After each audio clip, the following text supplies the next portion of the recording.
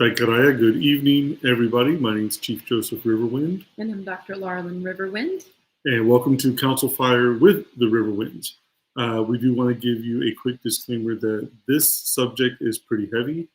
And it's going to also deal with some of the things that we're going to sharing are very heavy, could be triggering, could be trauma or PTSD inducing.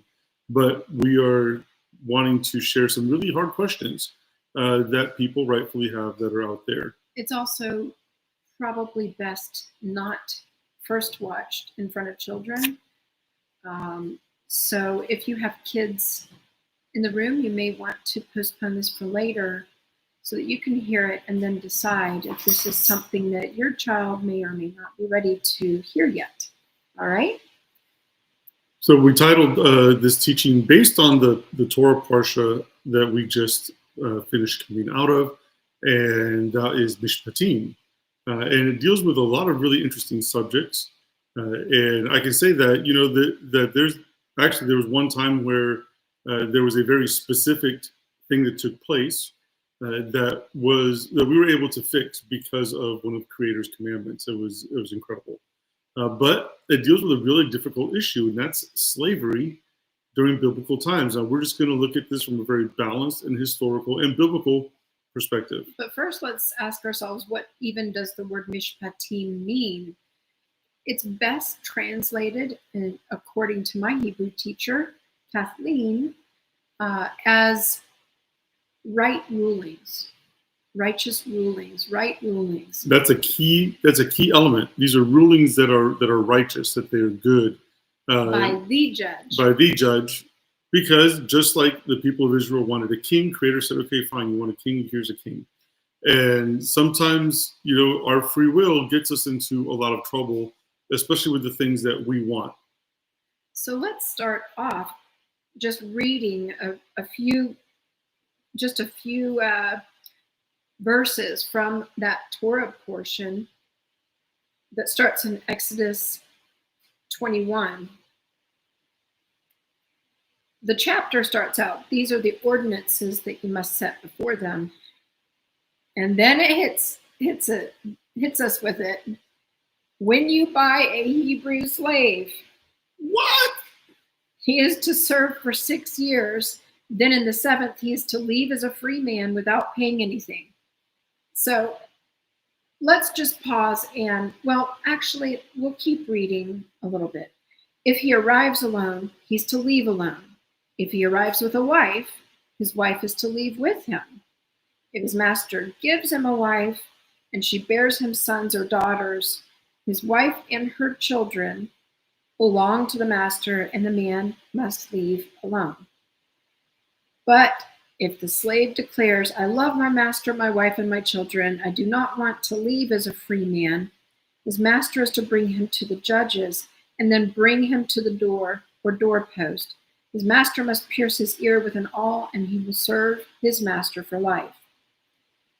When a man sells his daughter as a slave, how mind-blowing is that would even have to happen? She is not to leave as the male slaves do. If she is disappointing to her master who chose her for himself, then he must let her be redeemed. He has no right to sell her to foreigners because he has acted treacherously toward her. Or if he chooses her for his son, he must deal with her according to the customary treatment of daughters.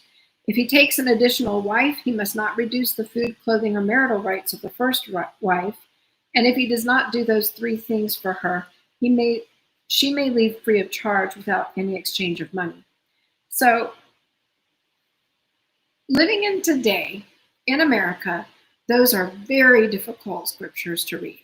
And it makes, I don't know about you, but in the past, it has just been cringeworthy for me. And I don't want to cringe when I read scripture. So when we looked at this, I've been praying for years, Lord, help me understand this. Help me understand this. And I feel like this year, something shifted, and I was able to get a bit more of the mind of the Lord on this subject. One of the things is the realization of he was working with the societies had already begun enslaving one another. And this was just a natural, I think, part of the fall that took place. Also the influences, the spiritual influences that took place. And so then we had a system of indebtedness, of slavery, of trafficking that were already in existence in the land of Canaan and all around, with all the different tribes that were in that area. So here's the creator saying, well, you know what? This is happening in the land. So here's some righteous laws and rulings for this situation, which includes being able to keep the sanctity, dignity, and honor of the person, and even sometimes that person winning their freedom. So there are some who might say, yes, but the oral Torah was given before the written Torah, and so it was given to Adam and Eve. Well, yes, but let's look at this. God always knew that mankind was going to mess things up. And one thing we're good at doing. This law, the word of the Lord was given to man, knowing that sin was going to enter the world. It was going to be a fallen world, and there were going to be things to deal with. So in a fallen world, people act ungodly, and they do wrong things to each other. And God knew that in a fallen world, we were going to need to deal with basically being enslaved to sin. And when there is a spiritual truth of the fact that we have given ourselves our freedom and our authority over to Satan, which is what happened when we listened to him in the fall, we became slaves to sin. And in order for that spiritual principle to be shown, we had to have a physical representation of it here on the earth. And so it's sad, but true. We have to have a physical representation on earth to know what's happening in the spirit world. So there needs to be something, unfortunately, that shows us and spells it out. And honestly, it's like a huge, horrible spanking and chastisement when people and societies go wrong and they don't heed the word of the Lord. When they're off idol worshiping, this is a serious punishment. It's brought nations to their knees and into not ever being remembered again. Whole civilizations and societies wiped out. And because these are spiritual principles, and these spiritual principles will play out in the physical, whether you believe it or not, whether you want to believe it or not. Reap what you sow. It is the consequences of being and living in a fallen world. But we serve a righteous king, a righteous chief, a righteous creator who's going to set these things in place. Now we're going to do a comparison because I want to share with you some of the comparisons between the slavery that was in the Torah and the slavery that is in Islam. And this is really key. We really need to stop and think about the fact that this is an eternal book, that Torah, that the Lord describes the Torah or the law, his law, as eternal. We really have to think about the fact that this is not just for our generation, and it's not just for a past generation. He's taking into circumspection. He's looking at all cultures throughout all the world in all time. Even Yeshua said that until heaven and earth pass away, not one aleph or not one tav, not one jot or tittle will be removed from the law. That's because he, as Messiah, had to, in order to fulfill biblical prophecy, uphold the very Torah that his father set in place, the rules of the kingdom, the constitution of the kingdom, for lack of a better word. So it's okay to have questions, and it's okay to look at these difficult things and say, well, let's search scripture out. Let's see, because if we are serving a loving, merciful, kind, and patient Elohim, then surely we should see those traits within what he's given in his instructions. Now, of course, we live in a country where slavery has been abolished. The Politically, it was the Republican Party that drove that charge. And I also want to point out that, some would like to say that that white people or Europeans have never been mistreated. Well, I just want to just throw out there that the word slave comes from the Slavic people, white Europeans, who were enslaved and taken as slaves. And And Irish people were taken as slaves Mhm. by England, by Saxons, by British. So And the Cherokees owned slaves. There were tribes here in Mesoamerica who owned slaves. And so this was a very common thing that was found throughout the ancient world. Thankfully, we live in a country where that's not the case, but yet there are other countries who today, and the majority are Arab Islamic countries, where the slave trade is still alive and functioning ever since the 7th century. And unfortunately, even in the Arabic language, the way that you say slave is the word in that language for the black population. Yeah. So the word is abid or al-abid. And like, for example, in Gaza, there's a neighborhood of all Palestinians that are African. And they are called abid, which means slaves. And the village, even where they're from, it's a segregated village. It's called, I think I got it even written down. It's called Hadas al-Abid, Habs al-Abid, which means a slave's prison.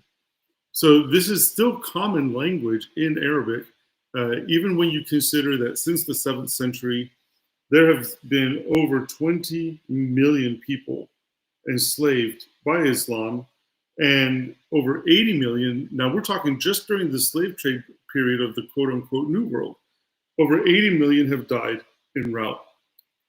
And these were Africans, Muslims selling Africans. Staggering number of people. That's a hard number to even wrap your mind around. But I don't know what I've done with my notes. I had written out specific different types of slavery or servitude. There are things like the bondservant, which we just finished reading. There is an indentured servitude, which is kind of like, you saw this in a common practice in Europe. And it was basically pay-as-you-go schooling, education. It was work, being indentured and serving in work to someone who would teach you a trade. And it would typically be for a set amount of time, oftentimes 7 years. And you slept in a cot right there where you worked. You would be typically a live-in servant. You would do everything, doing servitude work for a master teacher, somebody who was skilled in their trade. So, for example, a blacksmith or a carpenter, a stonemason. And they would teach you the trade. Many times children were given to these people to learn the trade, and it was like a pay-as-you-go situation. I'm not saying that all of them were not without terrible situations. There probably were horrible situations, and I'm not saying it's a great idea. I am saying it takes way longer than 7 years to pay off student loan debt or a credit card debt, right? But you're talking about children, and coming back to that verse about if a father sells his daughter, and we're just like, oh my gosh, how could that even happen? How is this even possible? Well, we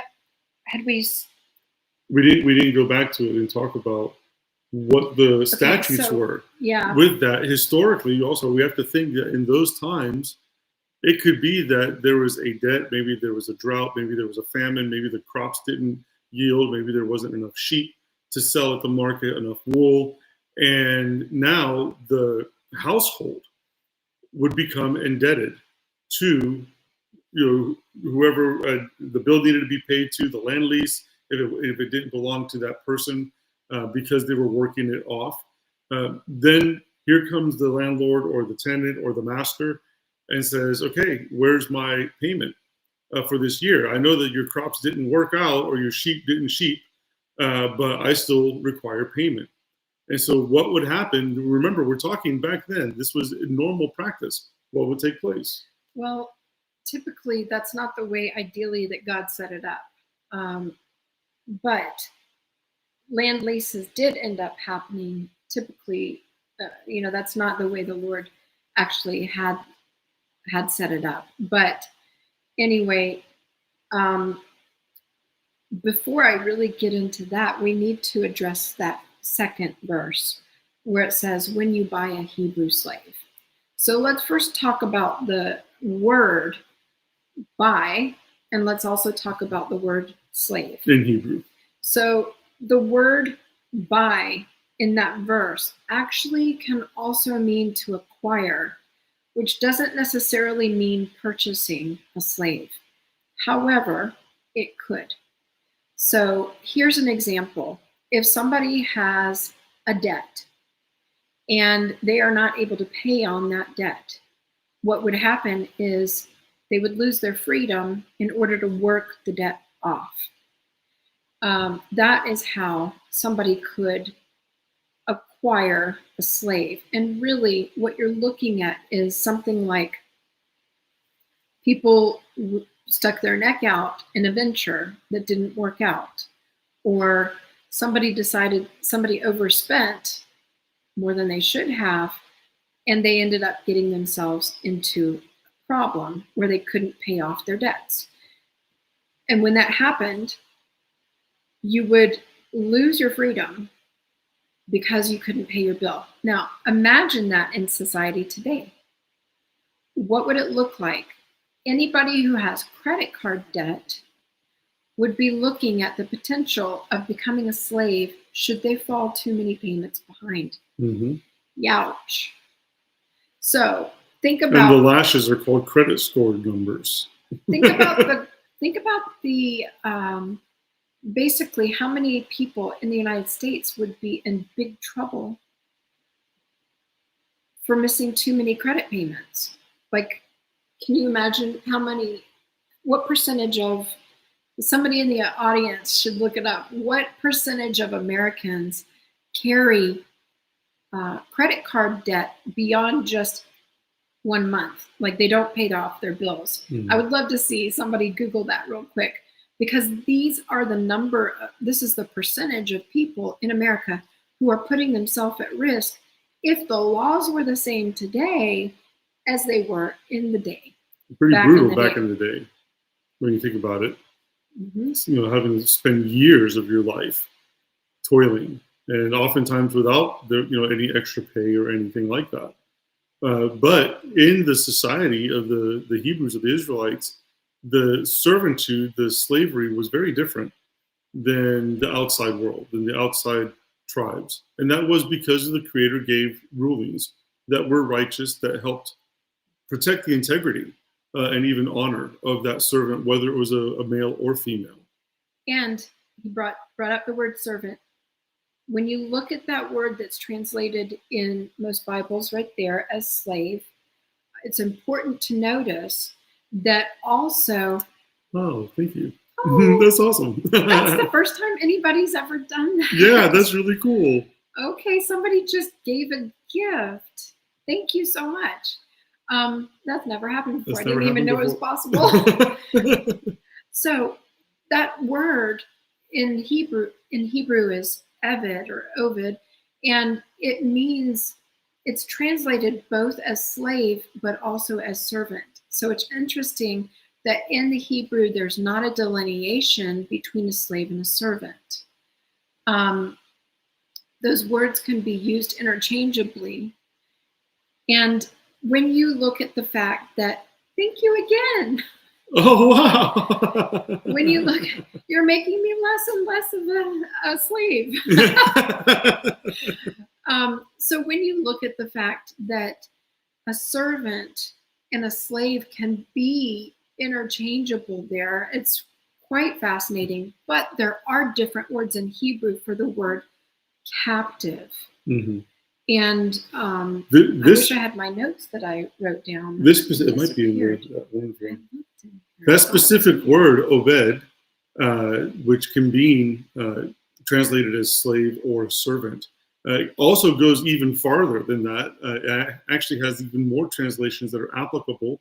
It appears about 800 times, approximately, depends on the translation, but approximately 800 times is when it appears in Scripture.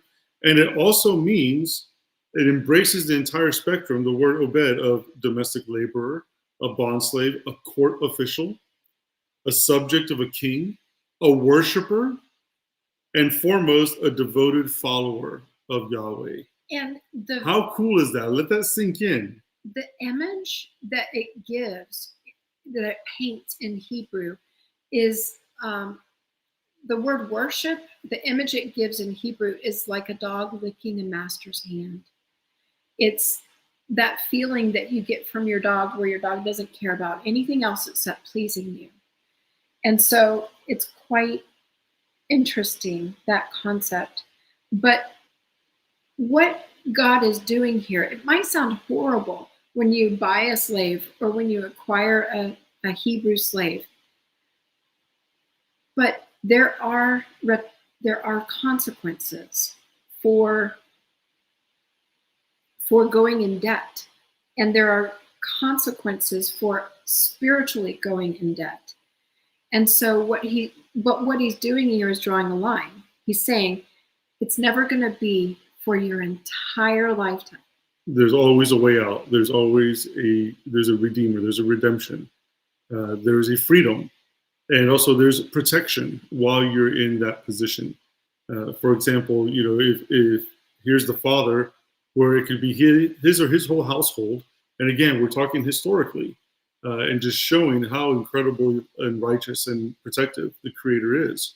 Knowing that slavery at that time was a choice within the Hebrew society, not so much a choice outside of the society. And so you've got the thing with the all to the ear, which I don't know if you're going to jump into that really cool revelation about it. Oh my gosh, it's that so needs good. to be its own teaching, honey. No, honey, it's so good. It's too big. Oh my gosh. It's too long. We'll do this another time. Okay. So here's a situation where a father sells his daughter, but there's protective measures to ensure that her dignity and her honor and her safety is taken care of. Yeah, it's okay. So it sounds pretty harsh to us nowadays. Thanks, Scott. that somebody would be a slave in a house, but when you're talking about somebody has no way to repay this, and their work pays it off, you've got it tells how important it is to pay our debts. And when we look at the fact that, oh, that's harsh of you don't get to keep your wife if your master gives you one. Well, you also didn't have to accept the wife. That was not a requirement. So you go into a marriage, if your master were to give you a wife, you go into the marriage either accepting that wife or not. You don't have to accept the wife. You know the rules, that you're going to have to make a choice about keeping that wife forever or staying to keep that wife. And so you already know what kind of master that man is. Do you want to stay with him forever? Is he a good arrangement for you? Is he taking care of you? Because a lot of the Hebrew slaves, it's different than what the classic American slavery was like. A perfect example, one of the commandments in the Torah was that if you beat a slave, whether male or female, and they died, you had severe punishment coming your way. That was in Exodus 21. There was severe punishment for mistreating a servant in the household. And also in what society, especially the person was put to death. Yeah, considering let's think about American slavery in that time frame, which actually slavery began in the Americas with my ancestors, with my people. We were the first tribe to be enslaved, the Taino people, and gather gold. It actually says for the he Spanish. must be punished. It doesn't say he'd be put to death. But there was severe judicial punishment. So coming from, being descendant of the people, we fought for our freedom in the first Native American wars against colonization, and that's when, and also with the help of Bartolome de las Casas, who helped gain our freedom from slavery. But think in even just the slavery times that we know historically, Civil War times, 19th century, 18th century, did the slaves come and have Christmas dinner? I don't think Christmas was celebrated over 100 years ago, but I'm doing that thing where I'm taking two things out of time frame. But anyway, whatever the holidays were, you didn't typically think that the slaves would be a part of that, or being a part of the meals, or being a part of the celebrations. Well, according to Creator's instructions, for the people during that time, guess what? Your slave, your servant, not only was able to take the blessings of keeping Shabbat, but they were also invited to Passover and to the holy days.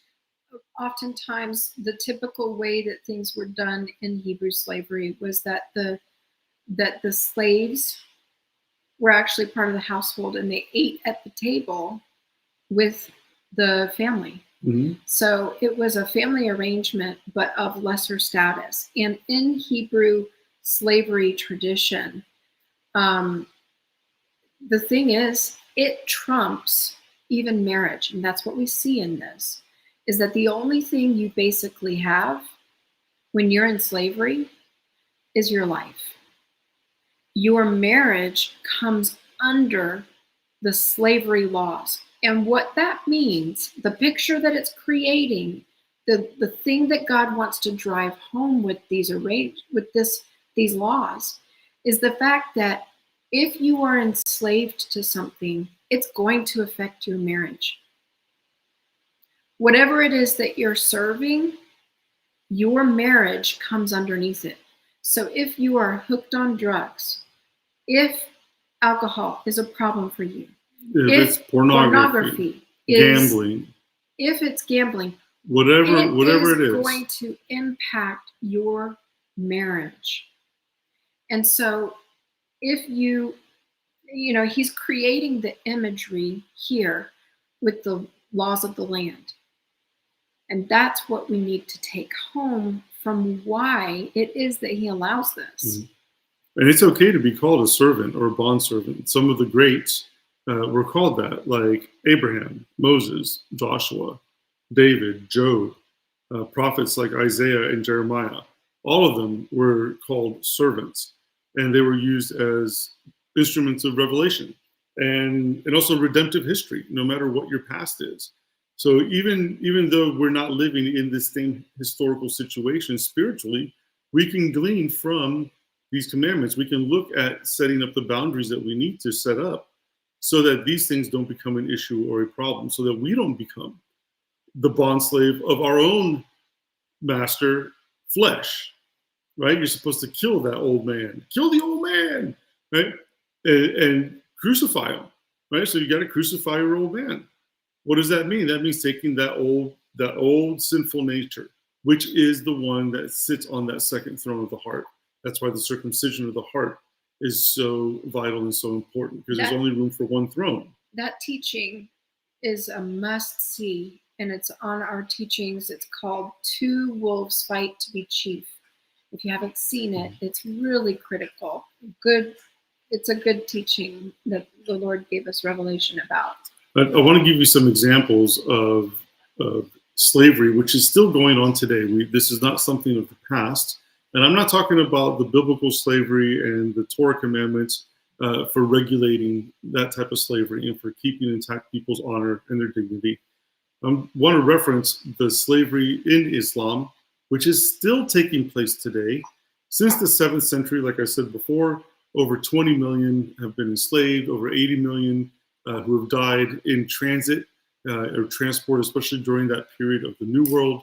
And even still today, the top 3 countries for enslavement, according to the Global Slavery Index, are North Korea and, well, actually, India is number 1 with over 11.5 million slaves. Can you imagine that? 11.5 million. Followed up after that was also, there's Eritrea, which is a small country north of Ethiopia, and also China is in there. And then 4th is Saudi Arabia.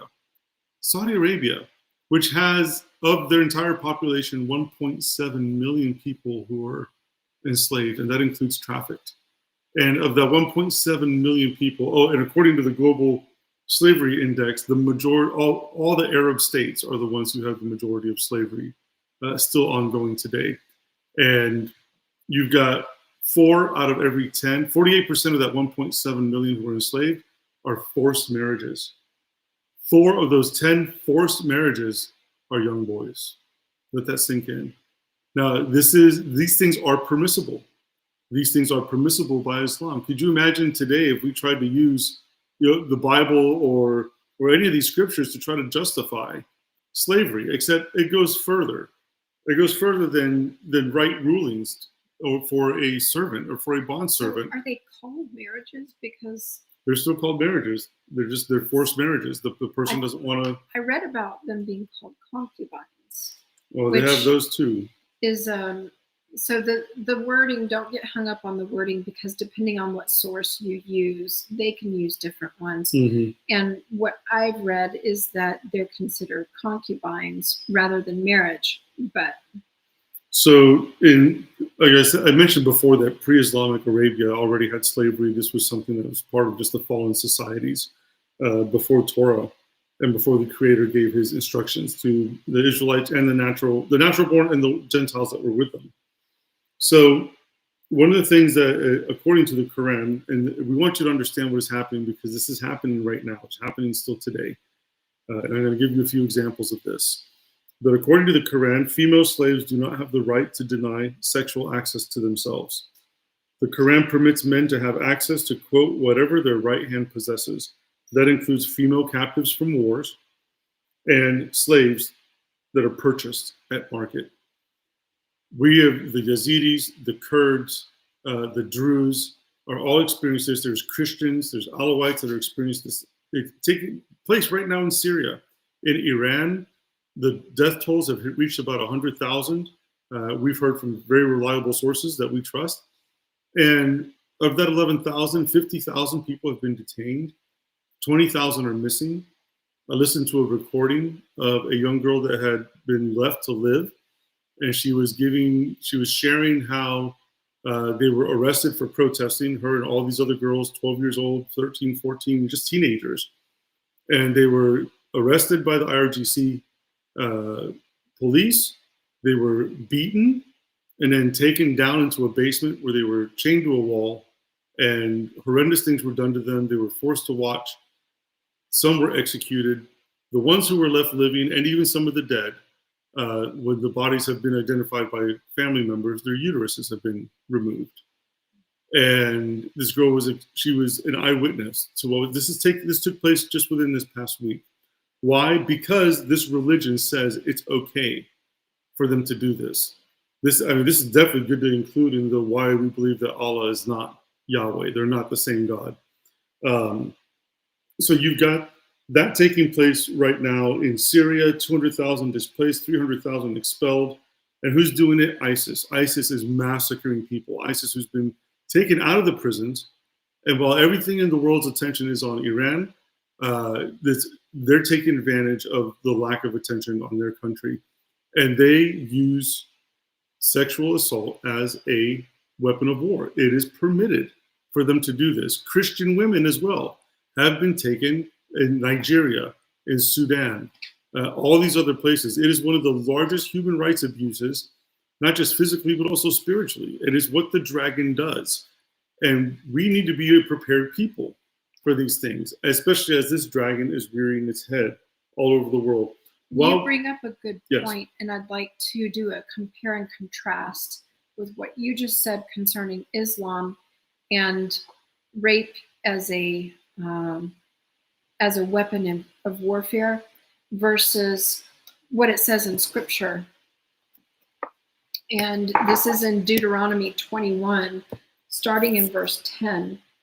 And it says, when you go to war against your enemy and Yahweh your Elohim hands them over to you and you take some of them prisoner, if you see a beautiful woman among the captives, desire her and want to take her as your wife, you are to bring her into your house, she must shave her head, trim her nails, remove the clothes she was wearing, and when she was taken prisoner, live in your house and mourn for her father and mother a full month. After that, you may have sexual relations with her and be her husband, and she will be your wife. Husband. Then, if you are not satisfied with her, you are to let her go where she wants, but you must not sell her for money or treat her as merchandise, because you have humiliated her. Now, this sounds harsh, but you need to read it in the Hebrew in order to actually hear what it says. And in the Hebrew, it's so much kinder. It's just... And it shows you the very nature of the Creator when it comes to women and men. And it's not this misogynistic doctrine that's interwoven into almost all the denominations of the church. So remember, first, that these are people who are being punished. They're losing their land because of horrible practices, and they are they've lost their land because they're sacrificing children. They're worshiping these false gods that require blood and all kind of horrible things. And losing your land or having it invaded by foreigners is one of the punishments of doing these things. So instead of allowing for what Islam does, which is to rape somebody right there on site. I forgot to mention one of the things that the girl said, and this is an understood tenet of Islam, is that they believe that if a virgin is raped, then that girl will not go to heaven. This is also one of their tenets that they live by. Which is kind of strange. They're trying to spread Islam all over the place, and yet they want to rape people into hell. So it's a horrible way to do things. But God says in Torah, in Deuteronomy 21, that if you see somebody, you're to exercise restraint, and that the word actually, when you look at it, where it says if you desire her, the word there is chashak. Okay, chashak means to love, to be attached to delight in, or cling to. Not lusting. This is not a lust situation. This isn't a concubine of war situation. This is a situation where where a beautiful woman has been seen and has captured the compassion of a warrior. That compassion is activated in the man, and he feels something for her. He feels love. He feels a desire to cling to her. It says he's desiring a bond. It's activating something in him that's different than the warrior destruction feeling. And notice in that verse, immediately, without question, it's just automatically assumed that he's going to take her as a wife and be a husband. There's no presumption of any other type of taking. And again, we're talking about, this is historically, this is the times, the wild, wild west of the Middle East. And we're just highlighting how the Creator came up with these laws to give the people of that time that we can still ourselves glean from spiritually, because that's what Yeshua did. Right? Rabbi Yeshua, he took the Torah, the letter of the law, and really expounded and fully preached it to reveal what the spirit behind it was. And can you imagine being able to take these things from that time period, and even though we don't have to worry about selling our daughter into slavery or any of these things, we can still glean from these instructions. Having the patience to wait, to stop. You see a beautiful girl, you're a single guy, you've been looking for that one, right? And this is saying have restraint. Have restraint. Take your time. And even though this situation was a woman being captured, the stark difference between how a woman is treated in Islam when they're captured and how the creator of the universe, Yahweh, says, okay, you captured this woman, here's how you're going to treat her first. And if she doesn't like it, she can go back home. So here's the thing. It says you bring her into your home. You're to exercise restraint for a full month. During that time, you're going to help her rid herself of the memories of the past. So what she was wearing, which was quite possibly more promiscuous looking than what a Hebrew would have been wearing, she's going to get rid of those clothes. Her head is going to be shaved, which and her fingernails are going to be trimmed, which is quite fascinating. But the shaving of her head is a couple of things there. Number one, if she had bugs, they would be gone. Number two, it is a way that evens the playing field for a man so that you can see beyond just her physical beauty. You need to see, okay, what if she doesn't have glamour shots going on? Glamour candles. If she has a bald head, do you still think she's just as beautiful? When you had a bald head, I thought you were still just as beautiful. Thank you. She took the Nazarite vow and went through the whole thing. The whole thing. So it's also a form of humiliating her, because when a country or a nation is brought to their knees and brought into captivity, humiliation is just a part of it. They're conquered. And even in native tradition, the cutting of the hair is a sign of mourning, just like it was with the Israelites. It was a sign of dishonor and brokenness. And it says she's supposed to be allowed to mourn for her mother and her father. She's been taken from her home. Can you imagine? Are you seeing the stark difference of humiliation under the hands of an Islamic man to being honored? And the worst of the humiliation is your hair being cut. It's going to grow back. But it's not anywhere near the same as what these people are doing today. And this isn't just happening in the Middle East. This is happening in Europe now. This is something that's still taking place that we need to be on guard against. So God is allowing this woman the decency to mourn the loss in her life. She's been ripped from her country, ripped from her home, her family. Taken her family has basically been slaughtered in war, and it's a terrible situation. It's a total reset for her. I think it's interesting about the hair, because in native tradition we say our hair holds our medicine, it's our memories and all of our, it's part of the extension of us that we carry with us. We slough off all of our skin, but our hair and our nails, those are part of us that's dead, but still hanging around. Do you hear me, saints? Do you hear that? It's part of us that's dead, but still hanging around. And that's the stuff that it's time to let go of and have a fresh start. This is a fresh start in supposed to be a holy nation. And what's going with this is that it's not a man who's taking her wherever he wants in the heat of battle with lust and violence and blood and disgusting gore all over him and humiliating her at a time when she's heartbroken. And instead, it's saying if you have compassion on a woman and it triggers something in that warrior to say, you know what? This might be the woman. I feel bad for her. Maybe I can take care of her. And so you give her time.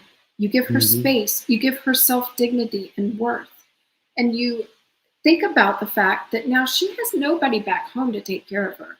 War has made her like a widow in a way. It's decimated her. She has nobody to provide for her. She's a single woman who has no prospects. Maybe the guy she was betrothed to is gone. Who knows? Dead. She would have no way to take care of herself. So now she has the option that the Hebrew warrior who had compassion on her could be a prospect. And in those days, remember, marriage was not always about love. It was about provision and security. Mm-hmm. So, and love was something that hopefully was in the mix, but not always. Proto-Euro said antenna. That's true. As Native people, sometimes we braid what's called a spirit braid into our hair, and that's kind of the same thing. Just like I think it was Ezekiel or Elijah, where it God talks about snatched him up by it. Yep. And so one of the things, when we were in DC, we happened to be just cross paths in the elevator with a woman who was part of an organization that goes undercover. And she was just telling us that the man, they rescue these girls that are being sold. They do these deep operations, middle of the night, crossing borders of countries and rescuing these young girls. He acts like a trafficker. Goes undercover and buys these girls for $10,000 a piece. One girl that they saved, after having been sold 3 times, she threw acid on her face. They said she was a beautiful girl and she just didn't want to be sold anymore. This is this past month that we're talking about. These are very real things that are happening, which is why we're very vocal and being very vocal against this type of law, these Sharia tenets, these things from this religion that has nothing to do with our Constitution, our rights, and actually hates everything that we stand for. And we need to know and expose the things that are taking place, the really ugly things that are happening based on and because of the commandments of this religion. And that's why we're showing you a comparison of how the Creator sees women versus how this other religion sees women and treats them, especially in conflicts, in battles, and in times of upcoming even more war. So let's get back now. Let's resume back in Exodus 21 when you're talking about that the slave that the master is wondering if things will work out between him and his slave. So when a man sells his daughter as a slave, let's pause right there. That sounds horrible. And I'm not going to deny that it is horrible. I think these were situations typically of desperation. Imagine this. You're a man and you have, let's say, 5 children and a wife, and you've got so much debt, you can't pay it, and now you're in danger of having to go into slavery so that you can repay your debt. If you go into slavery, it places your wife and all 5 children at risk. All of them could then not be provided for. All of them could be at risk of dying of lack of provision. It's a very dangerous thing. He's faced with the decision of instead selling off a child, apparently. Horrible situation. Now, this would be something where, again, she would probably be serving for 6 years and then the 7th be gone free. But it's a terrible situation, no doubt. I'm not justifying his decision, but some of them, it looks like, chose to sell a daughter instead of going to slavery themselves and risk the entire family. Remember that daughters were ways to secure unions between families at that time. So what it says is, when a man sells his daughter as a slave, she is not to leave as the male slaves do. Okay, so sorry, I misspoke before. She doesn't go after the 6 years. Why is that? Because the presumption here is that she's no longer necessarily a virgin. If she is displeasing to her master, who chose her for himself, then he must let her be redeemed. We're going to read this in some Hebrew too, because it makes a difference when you read it in Hebrew. It always makes a difference when you study it out. We like using Bible Hub, and it's .com. You can find it online, and also blueletterbible.org if you want to go even deeper into the scriptures. Those are two tools that we use a lot. The Noahide laws, a lot of people talk about that, but we know that Scripture says when Messiah comes, when he returns, that he's going to be teaching what from Mount Zion? He's going to be teaching the Torah, not the Noahide laws. So not just. Yeah. But and okay, so here it says, if a man, the word is sell or betray. Okay, that word machar. Where is it? If a man sells his daughter, that word is also betray. That's pretty. What's that verse? Exodus 21, verse 7. So in other words, God is making it clear here that he does not like that. Remember, when God says, if this happens, then that, it's not saying that he condones that decision, but he is going to place some boundaries around it. Okay? And that's hard to know that he's not expressly forbidding it. But he realizes we live in a fallen world and that people are going to end up doing stuff. But if he sells or betrays his daughter to be a female slave,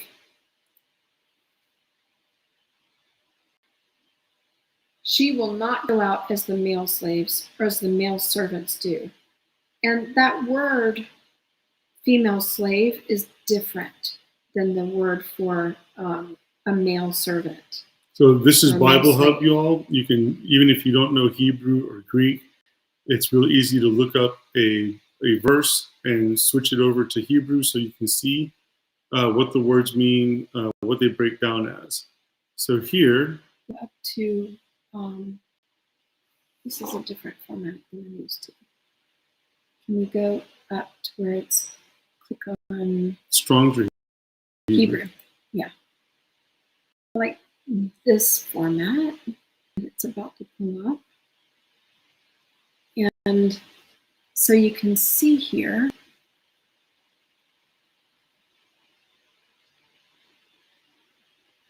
Lama, ama, to be a female slave. Verse avadi. And don't believe that B, that's actually a bit right here, because it doesn't have a dot in the middle of the bit. Anyway, so we're going to go to the next verse.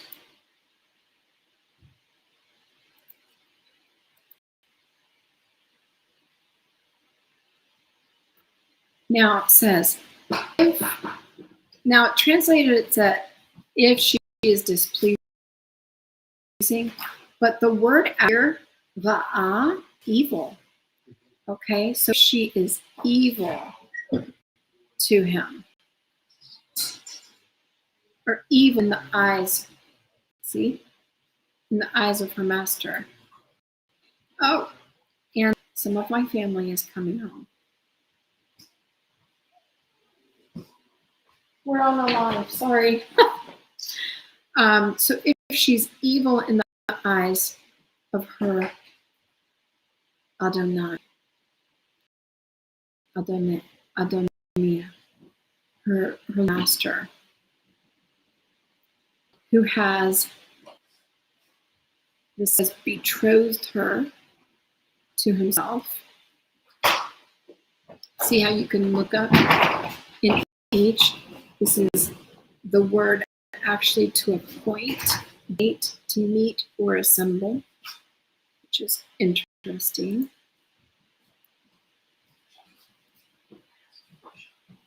So, then he shall let her be redeemed.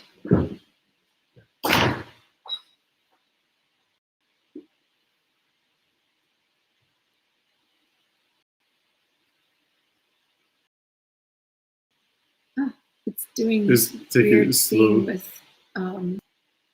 it's putting up an advertisement. Sorry, guys. He will let her be redeemed.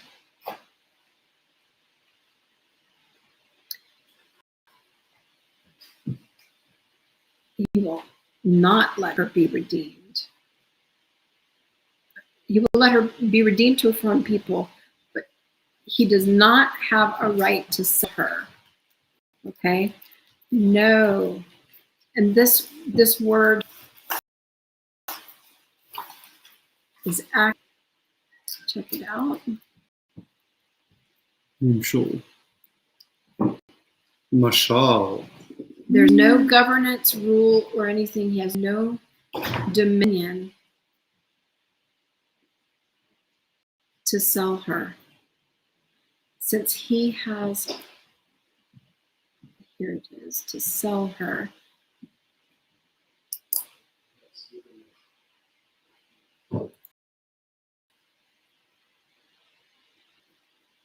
Sorry, it's coming up kind of slowly. To sell or betray her, that same word that her father did. How fascinating is that? Wow, it's like full circle. He's like, listen, the dad already did this.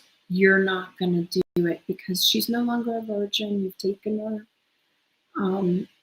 Since he has dealt, look at this word, guys. Deceitfully with her. Let me look at it though. He has dealt treacherously and betrayed her deceitfully. Oh God. In other words, he's decided he doesn't want her as a wife. So he's saying one thing you're not going to do is sell her. Mm-hmm. So when a Hebrew man gave his daughter to somebody, there was what was called a bride price or a dowry type of situation that went to the man, and this is or to the father of the bride, and this was an honoring gift in the eyes of that culture. It wasn't like a slavery purchase situation. She was going into a marriage, and it was a compensation for the expenses. And it's saying that we believe that your bride was worth something. In our culture, in our ways, it's a foreign thought, but to many cultures, it's actually a compliment, believe it or not. So what it's saying is that when there is a situation, a virgin, that person is valuable. It's showing the value of the person. Once that person has already been taken by the master, he's saying, listen, you're not going to go sell her. She's not going to be disgraced. Sell. She's not going to be dishonored. You can't do that to her. And so there are still protections around that. It seems strange in our culture, but the Lord actually puts boundaries around it. And so in that day, this was an amazing set of laws that were kind and good. And we see them now in a different light because nowadays in our country, slavery is forbidden. But if we lived in a society where slavery was allowed, we would love these laws. These laws are kind and just and good within a slavery society. So we wanted to show you the difference, the parallels. There's going to be some other parallels that we're going to share with you about, is Allah in the Bible. We're going to share that with you, a nice deep study. And we just want to thank you all. Thank you for your prayers. Thank you for your support. Thank you for your time. Thank you for coming and testing these things. Read the scriptures, look at these things. If you're interested about the statistics, the Global Slavery Index has got a lot of information about these things. It is a dragon that you don't want to poke unless you're absolutely called into that sphere. And we just wanted to come on and give a live teaching today. I've been caretaking my parents for the past week while my sister and brother-in-law have been taking care of their parents. His parents. So we just didn't want to leave you guys without a teaching for too long. So we're coming in less than ideal situations, but we just wanted to hop on and tell you that even though some of these things in Scripture may look a little difficult, there's still beauty in them. Look at it in the Hebrew. Go to Bible Hub and take a look at those words, and you'll be able to see the beauty of the Lord even in the hardest of situations. Good night, everybody. You have a wonderful evening and a great week. Yes.